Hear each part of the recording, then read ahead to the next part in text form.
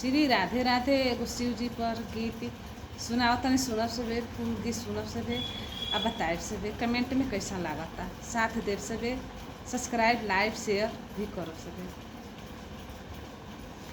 गौरा पीसली भांगिया पीसाला अंगूरी गौरा पीसली भांगिया पीसाला अंगूरी शिव पीटे निका पार गौरा मिलली पगली शिव पीटे निका पार गौरा मिलली पगली।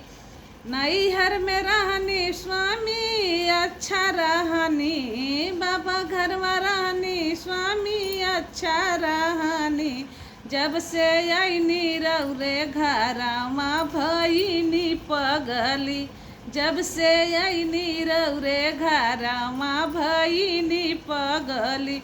गौरा पीसली भांगिया पीसली अंगूरी गौरा पीसली भांगिया पीसली अंगूरी शिव पीटे न का पार गौरा मिलली पगली शिव पीटे न का पार गौरा मिलली पगली। माई लगे रहनी बाब स्वामी माई लगे रहनी तना रहनी पगली स्वामी माई लगे रहनी ना रहनी पगली जब से आईनी रौरे संगमा हो गईनी पगली जब से आईनी रौरे संगमा हो गईनी पगली।